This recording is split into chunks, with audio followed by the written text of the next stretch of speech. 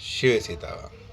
श्रीमद् भगवद गीता तत्व विवेचनी टीका अध्याय 1 श्लोक क्रमांक 23। योत्सयमानान् वीक्षेहन् या एतत्त्व समागताः धार्तराष्ट्रस्य दुर्बुद्धिर् युद्धे पुयच्चिकीर्षवः। दुर्बुद्धि दुर्योधन का युद्ध में हित चाहने वाले जो ये राजा लोग इस सेना में आए हैं, इन युद्ध करने वालों को मैं देखूंगा। दुर्योधन को अर्जुन ने दुर्बुद्धि क्यों बतलाया?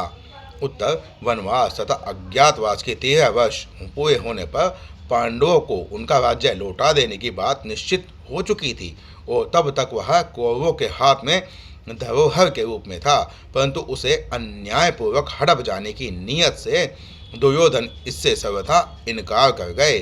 दुर्योधन ने पांडवों के साथ अब तक और तो अनेकों अन्याय तथा अत्याचार किए ही थे, परंतु इस बार उसका यह अन्याय तो असह्य ही हो गया।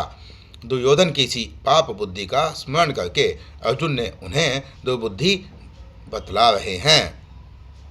प्रश्न, दुर्योधन का युद्ध में हित चाहने वाले जो ये राजा लोग इस सेना में आए हैं, इस युद्ध करने वालों को मैं देखूंगा।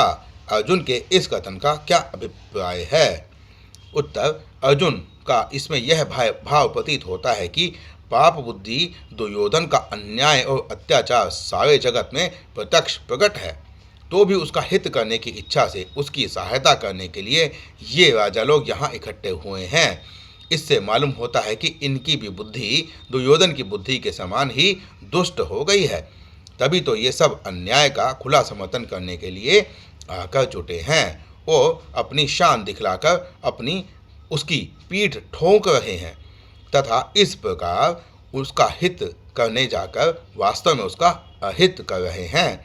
अपने को बड़ा बलवान मानकर और युद्ध के लिए उत्सुक होकर खड़े हुए इन सब को मैं जरा देखूं तो सही कि ये कौन कौन हैं, और फिर युद्ध स्थल में भी देखूं कि ये कितने बड़े वीर हैं और इन्हें अन्याय तथा अधर्म का पक्ष लेने का मजा चखाऊं। श्री सीताराम।